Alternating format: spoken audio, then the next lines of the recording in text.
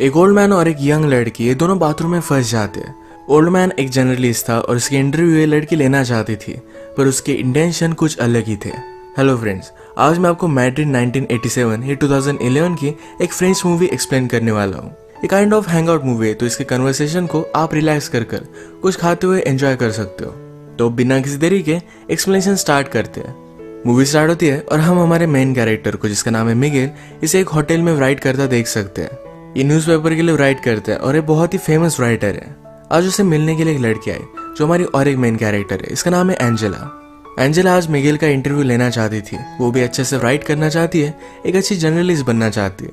Miguel Angela को कुछ order वगैरह करने के लिए कहता है। उसने बहुत पहले एक आदमी के बारे में आर्टिकल लिखा था, उसके बारे में वो बात कर रहा था। वो कहता है मैंने उसके बारे में आर्टिकल लिखा, पर इसके बाद ही उसकी डेथ हो गई थी, तो हमने वो पब्लिश नहीं किया।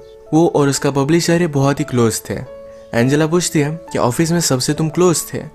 मिगेल कहता है एक जगह पर अगर तुम 25 ईयर्स तक काम करो तो सिर्फ एक दूसरे को मारना ही बाकी रहता है। मिगेल बहुत ही स्ट्रेट फॉरवर्ड, उसे जो चाहिए होता है इसके बारे में वो बोल देता है। इस टाइप का कैरेक्टर है।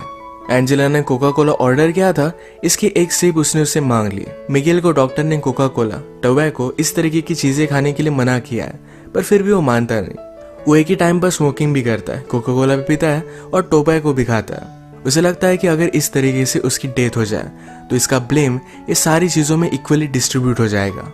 एंजेला ने अपनी राइटिंग मिगेल को दिखाने के लिए लाई हुई थी, जो मिगेल को इतनी ज्यादा पसंद नहीं आती। वो कहता है तुम्हारा आर्टिकल बहुत ज्यादा लॉन्ग है, अगर तुम्हें पब्लिश होना है तो ये जरा शॉर्ट होना चाहिए। एंजेला ने मिगेल की राइटिंग स्टाइल भी कॉपी की थी, तो कहता है तुम्हारी राइटिंग स्टाइल जरा यूनिक होनी चाहिए, तुम्हारे वर्ड्स लोगों को पिंच करने चाहिए, तभी आर्टिकल परफेक्ट बनता है।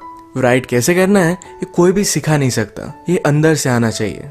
यही रीजन था एंजेला ने अपने कॉलेज में राइटिंग के कोई भी लेसन लिए नहीं थे, क्योंकि ये सिखाया नहीं जा सकता। बात करते वक्त मिगेल ने एंजेला को अपने पास बुला लिया था। मिगेल एंजेला को अपने कोट से चाबी निकालने के लिए कहता है। वो कहता है एक मेरे पेंटर फ्रेंड की है जो वीकेंड के लिए बाहर गया हुआ है। तुम्हें कॉल करने से पहले मैंने चाबी उससे ले ली थी, इसके बाद मैंने मेरा लक ट्राई किया। मिगेल एंजेला को अपने साथ वहां लेकर जाना चाहता था। वो उसे कहता है इंटरव्यू लेते वक्त हमारे बीच कोई भी डिस्ट्रैक्शन नहीं आना चाहिए। ये वहां पर पहुंचे, मिगेल एंजेला को टी वगैरह देता है।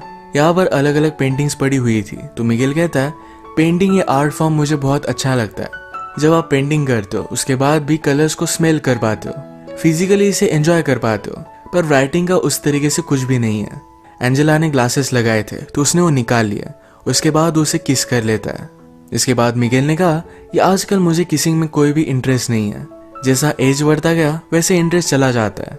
उसने फिर उसे कपड़े निकालने के लिए कहे। उसका मानना था कि एंजेला उससे कुछ सीखने वाली है, तो उसके बदले में उसे भी कुछ मिलना चाहिए। वो उसे क्लियरली बोल देता है कि मुझे जो चाहिए ये मैंने तुम्हें क्लियरली बता दिया है, इससे ज्यादा तुम और कुछ भी एक्सपेक्ट नहीं कर सकती। इसका मतलब ये नहीं कि तुम टैलेंटेड नहीं हो, पर फिजिकली मैं तुमसे अट्रैक्टेड हूँ। आजकल मैं किसी भी लड़की को सीड्यूस नहीं कर पाता, जब यंग था तब की बात अलग थी। अगर आज एंजेला के साथ उसका कुछ हुआ तो इसके बारे में वो लिखने वाला है। एंजेला को जरा अनकंफर्टेबल लगा तो यहाँ से वो चली जाती है। थोड़ी देर में माइंड चेंज कर फिर से वो वापस आ गई। उसने अपने कपड़े निकाले। मिगेल ने अपने फ्रेंड की कलर लेकर उसके बॉडी पर वो ड्रॉ करता है। इनके बीच में अब तक फिजिकली कुछ भी नहीं हुआ। इसके बाद एंजेला शावर लेने के लिए चली जाती है। मिगेल भी उसके पीछे पीछे आया। उसने डोर लॉक किया, वो भी शावर लेता है। शावर लेने के बाद एंजेला ने कहा कि अब मुझे यहाँ से जाना है, ये सब वो नहीं कर सकती। मिगेल को ये बात सुनकर बुरा लगा, पर एंजेला जब यहाँ से जा रही थी तो बाथरूम का डोर ही ओपन नहीं होता। ये डोर खराब था, पर मिगेल का फ्रेंड उसे बताना भूल गया था। एंजेला इसे खोलने का बहुत ट्राई करती है। मिगेल ने भी ट्राई किया, पर दोनों से खुल नहीं पाता। एंजेला बाथरूम की छोटी सी खिड़की से हेल्प मांगने की कोशिश करती है, पर मिगेल ने उसे कहा कि प्लीज ऐसा कुछ भी मत करो, अगर हम दोनों एक साथ पकड़े गए तो तमाशा हो जाएगा। वो एक फेमस राइटर है, तो स्कैंडल भी बन सकता है। मिगेल ने कहा कि मेरा फ्रेंड 2 दिन तक वापस नहीं आएगा, इतने टाइम में उसकी वाइफ पुलिस को कॉल कर देगी। एंजेला कहती कि मेरे पेरेंट्स उससे पहले ही जरा ज्यादा वरीड हो जाएंगे। ये इन दोनों के लिए प्रॉब्लम थे, तो फिर से खिड़की से आवाज लगाने लग जाते हैं, पर इन्हें कोई भी सुन नहीं पा रहा था। मिगेल कहता है हमारी सिचुएशन बहुत ही अजीब है, एक तो कॉमेडी हो सकती है या फिर ट्रेजेडी। एंजेला ने कहा कि अगर हम सेफली यहाँ से निकल गए तो एक कॉमेडी होगी, अगर मेरे पेरेंट्स को पता चल गया तो एक ट्रेजेडी में कन्वर्ट हो जाएगी। मिगेल पूछता है कि तुम्हारे फादर क्या करते हैं। एंजेला ने कहा कि वो मिलिट्री में है। उनका नाम उसने उसे बताया, तो मिगेल उन्हें जानता था। एंजेला की बड़ी सिस्टर को भी वो जानता है। उन दोनों में 17 ईयर्स का डिफरेंस है।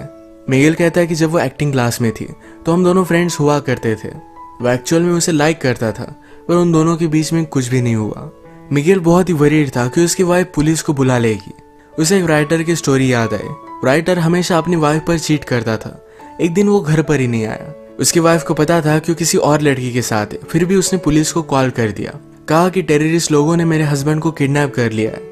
जब वो राइटर नेक्स्ट दिन उठा तो अपने आप को उसने डायरेक्टली न्यूज पर पाया। ये सब बहुत ही फनी बन गया था। उसकी वाइफ ने उसे एक लेसन टीच करने के लिए ये सब किया था। मिगेल कहता है कि तुम्हारी डैड और सिस्टर में कभी भी बनती नहीं थी, वो हमेशा फाइट करते थे। एंजेला ने कहा कि वो अब भी करते हैं। एक्चुअली एंजेला ने अपनी सिस्टर से ही मिगेल का नंबर लिया था। मिगेल कहता है एक बार मैंने उसे बताया था कि मैं उसे लाइक करता हूँ, पर उसने मुझे रिजेक्ट कर दिया था। अगर उसे पता चला कि हम दोनों किस सिचुएशन में हैं तो मैं वंडर करता हूँ कि वो करेगी क्या। आजकल एंजेला की सिस्टर ये बड़ी एक्ट्रेस बन चुकी है। एंजेला कहती है कि मेरी सिस्टर को लगता है कि तुम बहुत ही ओवररेटेड राइटर हो। मिगेल को सुनकर बुरा लगा, पर वो कहता है एक ओवररेटेड राइटर ही इसको अपना करियर बना सकता है। एंजेला पूछती है लोग क्या कहते हैं, क्या तुम्हें इससे कुछ भी फर्क पड़ता है।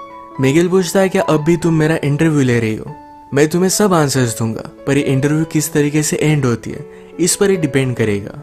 वो उसे टच करने वाला था, पर एंजेला उसे दूर जाकर बैठी। एंजेला कहती है तुम्हारे नॉवेल्स बहुत ही अजीब तरीके से थे, पर फिर भी उन्हें बहुत सारे अवार्ड्स वगैरह मिले हैं। मिगेल कहता है नॉवेल लिखते हो लोग बहुत ही ज्यादा टाइम लेते हैं, मैंने इसे प्रोफेशनली लिखा था। हर रोज में कुछ टारगेट रखकर इसे कंप्लीट कर ही डालता था। मिगेल एंजेला से कहता है कि फिर से ट्राई कर देखो, तुम्हारी आवाज सुनकर तुम्हें हेल्प करने के लिए कोई भी आदमी आ सकता है। सुंदर लड़की देखी नहीं और हर आदमी उसे हेल्प करना चाहता है। आवाज देने के बाद भी उसे कोई भी सुन नहीं रहा था। मिगेल फिर से एंजेला के पास आ गया। उसे कहती है मुझे सिर्फ यहाँ से जाना है, उसके साथ कुछ भी नहीं करना चाहती। एंजेला फिर से डोर को ओपन करने की कोशिश करती है। मिगेल कहता है कि जब आप यंग होते हो तो लगता है कि इस लाइफ में कुछ पॉइंट है, वो अपनी लाइफ कुछ अलग तरीके से जी लेंगे, पर बाद में पता चलता है कि लाइफ में बहुत सारी चीजें पॉइंटलेस थी। इसमें कोई भी मीनिंग नहीं था। हर एक की कोई ना कोई तो प्रायोरिटी होती है। मिगेल एंजेला से पूछता है कि आज सैटरडे है, अगर तुम घर पर होती तो क्या करती, क्या अपने फ्रेंड्स के साथ बाहर जाती। एंजेला को ये सब चीजें पसंद नहीं है। वो कहती है कि मैं बुक्स रीड करती।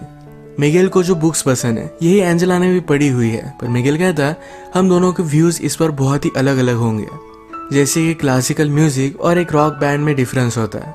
मिगेल ने फिर यही टॉयलेट किया। वो कहता है प्यार के बारे में लोगों ने बहुत सारी चीजें लिखी है, पर बाकी चीजों के बारे में कोई भी नहीं लिखता। ये लोगों को ज्यादा रेजोनेट करती है।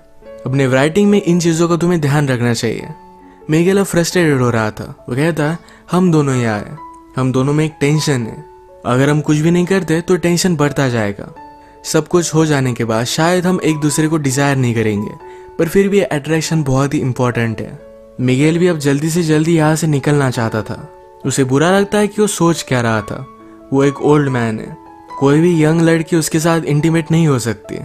वो कहता है कि मेरी वाइफ को मैं बहुत प्यार करता हूँ, पर फिर भी कभी कभी आपको आइसोलेशन की जरूरत होती है। हम दोनों यहाँ पर इस तरीके से एक साथ है, अगर हमारे बीच में कुछ भी नहीं हुआ, पर फिर भी लोगों को लगेगा ये कुछ ना कुछ तो हुआ है। ये उसे एक ट्रेजेडी की तरह लगता है। एंजेला फिर उसके पास आ गई और ये दोनों इंटीमेट हो जाते हैं। इसके बाद एंजेला को थोड़ी सी भूख लगी थी। इस पर मिगेल कहता है मूवीज में मुझे लोगों को कुछ ना कुछ खाते देखना अच्छा लगता है। उसने अभी अभी एक एक्शन मूवी देखी थी जो बहुत ही फास्ट थी, पर अचानक से उसमें एक आदमी का खाना खाते हुए सीन आ गया। उसे लगता है कि उस सीन में एक पीस था, एक रियलिटी थी। वो बताता है ये राइटिंग भी इसी तरीके से होती है, जिस तरीके से जो भी फैक्ट्स है हमें उस तरीके से बताने चाहिए। जितना आप रियल लिखोगे उतना ही लोगों को अच्छा लगेगा। एंजेला अपनी राइटिंग से वर्ल्ड चेंज करना चाहती थी, पर मिगेल कहता है वैसा कुछ भी नहीं होता। तुम सिर्फ लोगों के लिए अच्छा लिखने का ट्राई कर सकते हो, बाकी कुछ भी तुम्हारे हाथ में नहीं। मिगेल के व्यू से बहुत सारे निगेटिव होते हैं। वो एंजेला से हमेशा इस तरीके से बात कर रहा था कि उससे बहुत ही ज्यादा छोटी है। वो ऑलमोस्ट एंजेला को डांट रहा है, इस तरीके से उससे बात कर रहा था। एंजेला को इस पर गुस्सा आ गया। वो कहती मुझे सब लोग इसी तरीके से ट्रीट करते हैं, तुम सिर्फ बड़े हो, तुम्हें एक्सपीरियंस है, इसका मतलब ये नहीं कि तुम सही हो। तुम्हें क्या लगता है यहाँ पर मेरा आना ये तुमने चूज किया था? मैं भी तुम्हें चूज कर सकती हूँ। शायद मुझे भी कुछ ना कुछ डिफरेंट चाहिए था, इसीलिए मैं यहाँ पर आई। एंजेला का गुस्सा शांत होने के बाद मिगेल कहता है किसी को आवाज लगा कर देखो, पर फिर भी कोई भी सुन नहीं पा रहा था। एंजेला कहती है कि जब मैं छोटी थी तो इस तरीके से प्रिटेंड करती थी कि मैं एक सेलिब्रिटी हूँ, मेरा इंटरव्यू चल रहा है और आईने के सामने हमेशा ऐसे देखती रहती थी। मिगेल कहता है लोग अपने आप को जैसे है इस तरीके से एक्सेप्ट नहीं कर पाते, इसलिए कुछ ना कुछ ज्यादा पावरफुल बनने की कोशिश करते हैं। ये बात एंजेला ने भी रियलाइज की थी और इसके बाद उसने मिरर के सामने इस तरीके से प्रिटेंड करना छोड़ दिया। सब्जेक्ट को चेंज करने के लिए मिगेल कहता है क्या तुम्हें मूवी देखनी है? एंजेला पूछती कि हम कैसे देख सकते हैं। मिगेल ने फिर उसे स्टोरी बताना स्टार्ट किया। वो कहता है कि एक फैमिली थी, मदर, फादर और उनका एक बेटा था। एक दिन अचानक से बेटे ने अपने बेड से उठना बंद कर दिया। पहले तो पेरेंट्स को लगा था कि शायद स्कूल नहीं जाना चाहता, तो उसने साइकोलॉजिस्ट से उसकी बात करवाई, पर फिर भी बेटा मानने नहीं वाला था। साइकोलॉजिस्ट ने पेरेंट्स से कहा कि इस तरीके से आप प्रिटेंड कीजिए कि सब कुछ चीजें बहुत ही नॉर्मल है। बहुत दिन बीतते गए पर फिर भी वो अपने बेड से उठा ही नहीं। फादर और मदर ने फिर डिसाइड किया कि हम इसे लेकर कहीं वैकेशन पर जाएंगे। ये अलग अलग प्लेसेस पर घूमे। घूमते घूमते एक जगह पर मेला चल रहा था। इस मेले में अपने बेटे को बेड पर ही लेकर गए। वहां पर एक लड़की से उसने बात की। वो लड़की भी उसके प्यार में पड़ गई। उनका बेटा फिर भी बेड से उठा ही नहीं। उस लड़की को बहुत बुरा लगा और वो भी फिर बेड में ही रहने लग गई।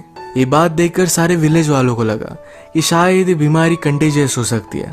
उन्हें यहाँ से बाहर निकाल दिया गया और भी थोड़े दिन बीत गए। एक रात आई जो बहुत ही ब्यूटीफुल थी।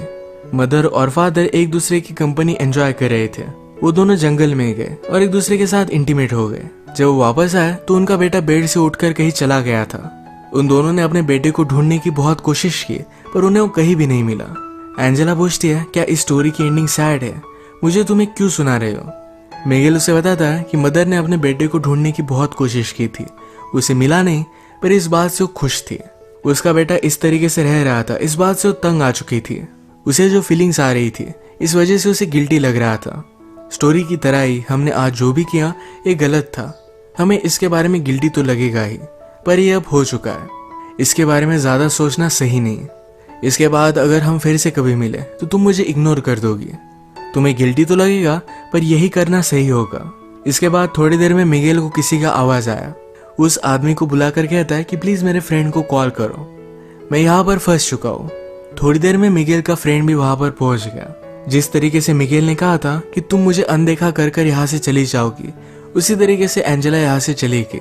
जाने से पहले एंजेला ने उसे कहा कि सिर्फ एक इंसिडेंट था, इसी तरीके से मैं उसे ट्रीट करूंगी। मुझे इसके बारे में कोई भी बुरा नहीं लगेगा, ये सिर्फ उसके लिए एक एक्सपीरियंस था। इसी के साथ ये मूवी एंड हो जाती है। अगर हम इस तरीके की हैंगआउट मूवीज देखें तो इसमें सिर्फ कैरेक्टर को और भी ज्यादा जान लेना, उनके साथ कन्वर्सेशन एंजॉय करना, यही सिर्फ एक पॉइंट होता है। तो इसी टाइप की आज की हमारी मूवी थी। अगर आपको एक्सप्लेनेशन अच्छा लगा तो प्लीज़ इसे लाइक और कमेंट जरूर कर दीजिएगा। मैं बहुत सारी मूवीज लेकर आता रहता हूँ, तो प्लीज़ इस चैनल को सब्सक्राइब कर दीजिए और बेल नोटिफिकेशन आइकन दबाना मत भूलिएगा। हम फिर से मिलेंगे और एक नई मूवी के साथ। तब तक के लिए थैंक यू और आप अपने आप का ख्याल रखिए।